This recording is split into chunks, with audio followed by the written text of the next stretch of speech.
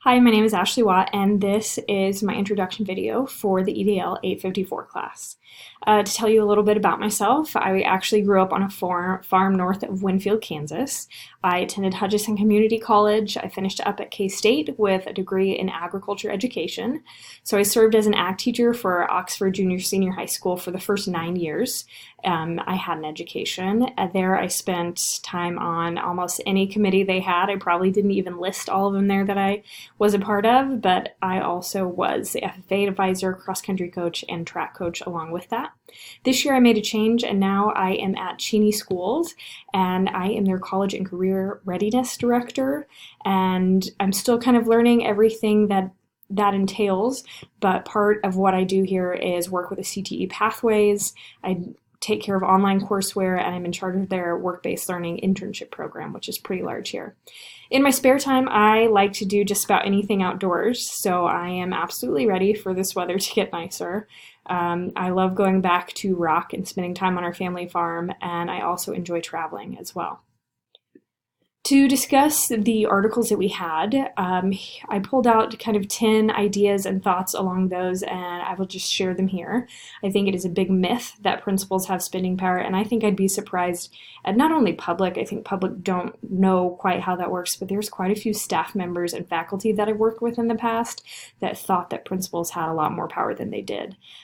Districts used to approach that in a one-size-fit-all, and the principals really serve more as middle managers. An Education Weekly report done in 2019 showed that the autonomy over budgets, which is feeling the actual power and control they feel over a budget, 40% of those that were surveyed said they had some power, 25% said they had a lot, and 5% of the principals felt like they had no power over their budget whatsoever. California actually has done some studies on their schools about giving principals more power about the budget, and it has truly shown that it aligns more with district goals and is showing a little bit more student success. 92% of educational spending money is derived from state and local monies, which unfortunately means that legislatures and really district heads like superintendents and Board of Education are the ones that kind of have the final say on how things are spent. That's how a lot of districts run things nowadays. It's kind of been traditional. There is, however, a shift to site-based management. This would give principals more power in spending. It creates consistency. That would require more tracking of resources as you go.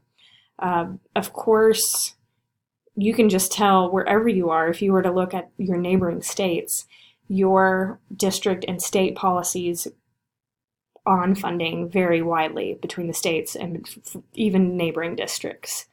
It's important as a principal to take time to understand financial statements, and the most important are income, balance sheet, and cash flow statements. There's been several principals that have gotten themselves in trouble and cost their district several $100,000 because these things kind of went unnoticed. Some principals actually, it has been shown, don't want more control, and it was kind of stated that they didn't necessarily want more added to their job, but hand in hand with that is that they felt like they didn't have training in it. So of course you wouldn't want something added to your job that you especially felt uncomfortable with taking part in. The districts that are out there, like the ones in California and the ones that are kind of leaning more towards giving principals more autonomy in finances, are showing that they are looking and searching for principals that have financial training, and they're also developing ways to explain to parents and public why there might be a discrepancy between the schools on funding. And I guess to me this really hasn't affected the districts I work for because we're so small. We have one elementary, but the town I live in has 4 elementaries. So this would mean that their funding would be based more on the specific student needs of that school instead of just handing them all the same resources. When I reflect over the principals that I've had and the practices they've had financially so far, I've worked for 4 different principals. I actually saw a very interesting shift my third year of working. They actually dissolved the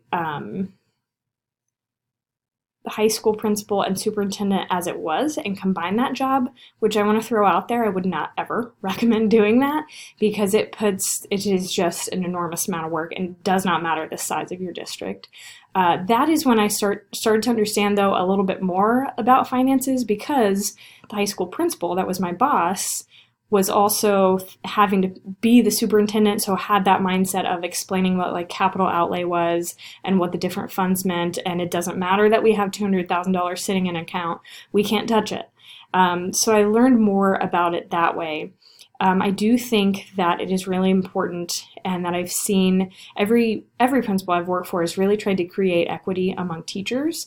I have noticed in the former school I worked in, we were given kind of a budget cap, like this, you have this much money to spend on classroom supplies.